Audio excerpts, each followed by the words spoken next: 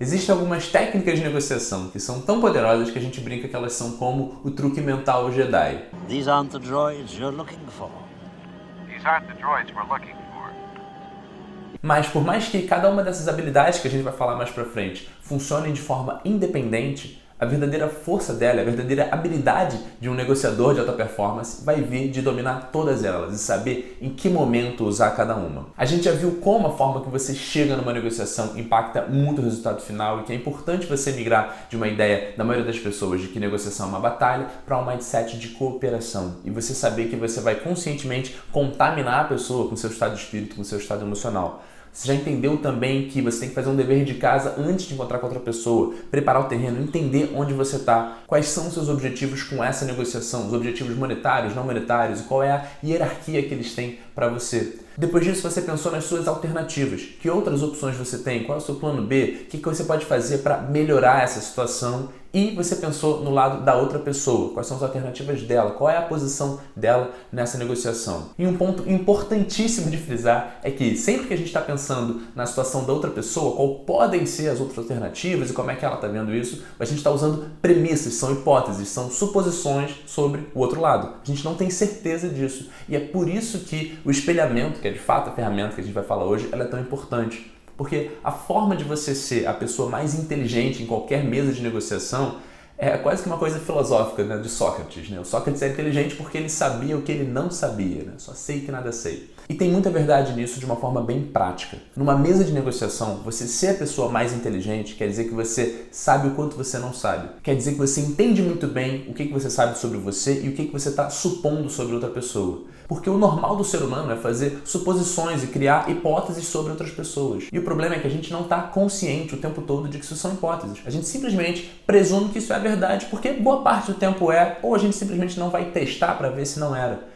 Isso numa negociação acaba sendo um problema muito grande, principalmente para quem é inteligente, para quem consegue racionalizar suas premissas de uma forma boa, porque a pessoa acaba se convencendo.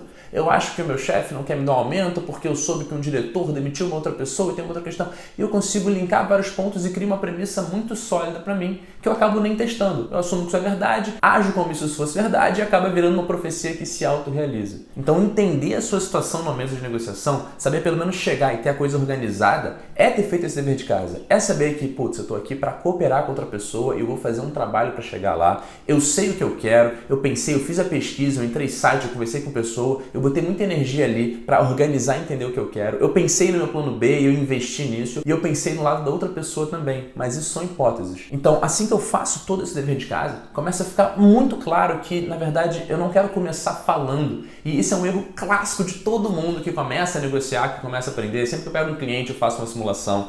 Qualquer negociação, a pessoa sempre começa falando e ela fica falando muito. Quando você repara no negociador experiente, ele chega e ele quer ouvir. Porque começar falando, em geral, é uma pessoa que está fazendo um exercício para ela. Ela está usando o momento da negociação, o momento de interagir com outra pessoa para clarear os pensamentos, para ir falando e vendo como é que a coisa está. Se você faz o dever de casa, se você entende a situação, o que você mais quer é ver sobre quais premissas, sobre quais hipóteses você estava certo e sobre quais você estava errado. Porque isso vai influenciar muito o processo da negociação. Isso pode permitir novas possibilidades que você nem tinha considerado. Por exemplo, eu já tive um cliente que queria negociar um aumento de salário, uma coisa bem comum, e a gente fez todo esse processo, ele pensou, pesquisou, viu tudo mais, se organizou. Quando ele foi ter a primeira conversa com a chefe dele, e ele tinha essa clareza de que ele queria ouvir mais do que falar, ele descobriu uma série de coisas. Nas primeiras perguntas, ele percebeu que tinha uma possibilidade que ele nem tinha considerado, de uma posição melhor do que ele tinha imaginado, e ele acabou parando aquilo ali. A gente voltou e começou a simular e preparar em cima dessa nova informação. É muito comum isso acontecer. A grande maioria dos livros de negociação coloca isso de uma forma muito abstrata, que é mais importante você crescer o bolo do que dividir certinho o bolo e tal. E é verdade, sim, né? Eu prefiro ter 40% de um bolo maior do que metade de um bolo menor, tudo bem. Mas na prática, como é que você faz isso? O que é chegar numa negociação e crescer o bolo? E é óbvio que isso vai depender de cada caso, por isso que você não tem uma regra geral. Mas o caminho para você descobrir isso e descobrir uma série de outras coisas e criar uma relação com a pessoa e iniciar a negociação com o pé direito, por assim dizer, é você fazer perguntas, é você chegar lá para ouvir. E é aí que o espelhamento consegue ser tão útil, é aí que ele mostra o seu poder e por que ele é quase um truque mental Jedi. Quando você começa a ter muitas experiências com negociação, você começa a ver o valor de conseguir informação do outro lado. E o espelhamento vai te permitir fazer algumas coisas. Mas antes disso, o que é o espelhamento? Por definição, espelhar uma outra pessoa, espelhar o comportamento de uma outra pessoa, é quando você replica algo que a outra pessoa está fazendo. E existem duas grandes categorias, que é o espelhamento verbal e o espelhamento não verbal. O espelhamento não verbal é quando você imita, quando você espelha alguma ação que a pessoa está fazendo sem a pessoa perceber. Então, por exemplo, você pode espelhar o gestual da pessoa, a forma que ela está sentada. Se ela se reclina para trás, cruza o braço, você faz a mesma coisa, vai para frente, etc. O espelhamento não verbal ele acaba sendo perigoso porque é muito fácil a pessoa perceber que isso está acontecendo e aí fica uma coisa esquisita. A pessoa acha que você está imitando ela, está debochando. E aí ele para de funcionar porque esse é o nível de conexão que vai acontecer na forma subconsciente, ou seja, sem você conscientemente perceber que aquilo está acontecendo, você está mandando um sinal de que a gente está conectando. Se isso passa para o consciente, você acaba perdendo bastante do valor dele. Então, existem inúmeras formas de você fazer o espelhamento não verbal, mas o que a gente vai falar aqui é do espelhamento verbal, que é quando você repete, em geral, as últimas 2, 3 a 5 palavras que a outra pessoa falou. Ele, além de ser mais fácil de ser executado, ele costuma ter um resultado melhor nas negociações. Então, qual o contexto do espelhamento? Por que ele é tão valioso numa negociação? Quando você começa a valorizar mais a informação do outro lado e entender a posição das pessoas, lembra sempre que tem os objetivos primários, aqueles que você estudou, então se eu quero aumento de salário, o valor, se eu quero vender a casa, o preço, etc, etc, as outras coisas que você quer, mas tem os objetivos secundários. Em toda negociação, você está também sempre negociando a relação que vocês têm. O peso da relação vai sempre influenciar o resultado, quer você queira, quer não, de uma forma consciente ou inconsciente. Ter uma melhor relação, ter a pessoa se abrindo mais, baixando a barreira dela, entrando no mindset de cooperação é muito importante. E o espelhamento, quando bem feito, ele avança muitas casas nessa direção, de você se conectar mais com a pessoa. Além de que, imediatamente, você acaba conseguindo mais informação. Então, se você já esteve conversando com alguém, quando você pede para a pessoa falar mais sobre um assunto, a pessoa diz, isso a gente não consegue fazer até quinta-feira. Você diz, por quê? Por que não?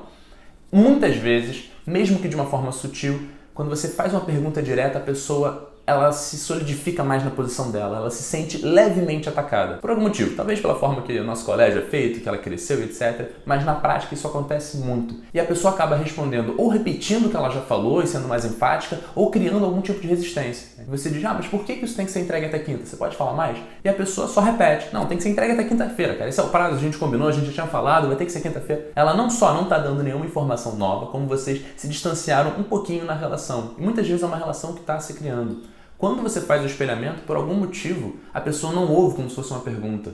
É como se você estivesse fazendo um truque mental mesmo. Então a pessoa diz, esse relatório vai ter que ser entregue até quinta-feira. E você só repete colocando como se fosse umas reticências ali. Até quinta-feira? E o que mais acontece é que a pessoa naturalmente preenche com mais informação. Ela se explica mais, ela fala, sim, até quinta-feira, porque no sábado a gente tem uma outra reunião que a gente vai precisar dessa informação, blá, blá, blá. Tem um estudo que eu acho muito interessante, que eles analisaram centenas de casais se encontrando pela primeira vez e no final eles preenchiam um questionário dizendo o que eles acharam, como eles gostaram, etc. O ser humano tem uma coisa chamada neurônio espelho, e é daí que vem o espelhamento. Muitas vezes, quando a gente observa alguém fazendo alguma coisa, o nosso cérebro ativa os neurônios como se a gente estivesse fazendo aquilo. E muita gente diz que essa é uma ferramenta de aprendizado, eu consigo observar alguém e aprender. E o ser humano é um animal social, a gente cresceu vivendo em tribos, em grupos. Então, o espelhamento acontece naturalmente, é uma coisa intuitiva que todo mundo faz, inclusive você. Você já faz o espelhamento na sua vida. A questão agora é fazer ele de forma consciente. O que esse estudo mostrou, e eles filmaram esses encontros, foi que havia uma correlação muito forte entre as pessoas que disseram que gostaram da outra pessoa, que encaixaram, que houve uma sincronia, que elas se entenderam melhor, e o espelhamento acontecendo naturalmente. Ou seja, no começo da conversa, em geral, você tinha menos espelhamento, as pessoas estavam mais distantes, dissoantes. Mas conforme elas iam encaixando, elas iam entrando em harmonia, naturalmente você ia tendo quase que uma dança muito sutil, não era nada perceptível para as pessoas. Mas uma pessoa mexia no cabelo, outra mexia também, você ia tendo sinais de espelhamento.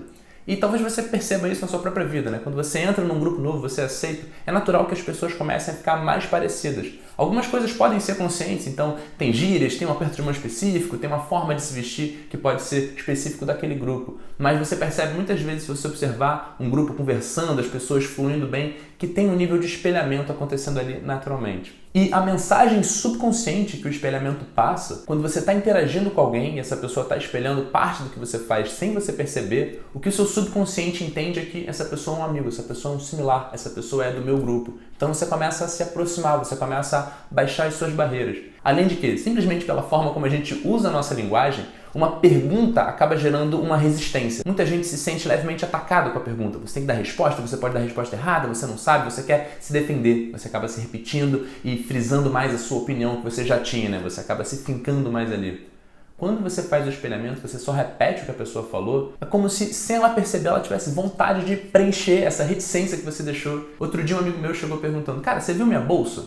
Aí eu perguntei, bolsa? Que bolsa? Ele, pô, cara, minha bolsa, eu tinha deixado aqui, você não viu minha bolsa? E aí eu fiz um espelhamento rápido, eu só falei, bolsa? Ele, é uma mochila azul, eu tinha deixado na sala. Eu falei, ah, mochila azul, tá lá. Pode parecer muito bobo, mas é impressionante como isso funciona. E conforme você vai ficando mais atento à dinâmica da negociação, existe sempre um status sendo computado indiretamente. Sempre que alguém dá algo para outra pessoa, ela fica querendo uma coisa de volta, né? O viés da reciprocidade, e a gente vai falar disso mais pra frente. Então, uma das vantagens do espelhamento é que ele permite você conseguir mais informação sem fazer uma pergunta direta. Da perspectiva da outra pessoa, ela simplesmente resolve falar mais. Você comentou alguma coisa, mas ela quis preencher, ela ficou com vontade de dar aquela informação para você, o que é muito diferente de quando você faz uma pergunta. Quando você faz uma pergunta, a pessoa sente que ela está respondendo porque você pediu. O espelhamento, então, ele é tão valioso e tão interessante porque ele cumpre essas duas funções. Primeiro, a função imediata de coletar mais informação. Então você repete o que a pessoa falou e, na grande maioria dos casos, ela vai falar mais sobre aquilo, ela vai falar coisas diferentes. E dois, você acaba criando uma conexão subconsciente com a pessoa. Você avança casas no sentido da pessoa ficar mais à vontade com você. Ela tem aquela intuição, aquele sentimento no fundo de que a conversa está indo, de que está havendo uma conexão. Ela vai baixando a barreira e ela vai cada vez mais, mesmo sem perceber, entrando nesse mindset da cooperação. Então, quanto mais você entende a importância de você criar uma relação com a pessoa no nível subconsciente, dela ficar à vontade com você, dela baixar as barreiras que ela poderia ter. E dois, quanto mais você percebe o valor de coletar informações do outro lado, mais você entende como que o espelhamento é uma ferramenta muito valiosa. E no final, por mais que essa ferramenta seja muito forte, o perigo aqui é você achar que já entendeu completamente ela. Porque faz sentido. Você assiste a aula e fala, putz, espelhamento, entendi, tá, o conceito é esse, parará. Mas não, ou melhor, você só vai entender mesmo, você só vai absorver o conhecimento quando você colocar em prática. E é por isso que a gente tem que praticar, é por isso que o dever de casa é tão importante. E mais do que isso, você não vai colocar em prática numa negociação logo de cara. Você não quer chegar no momento que você está com um cliente, que você quer fechar uma conta nova e aí você vai testar essa coisa que você viu. Não, não é a hora. Você vai praticar antes em ambiente sem risco nenhum.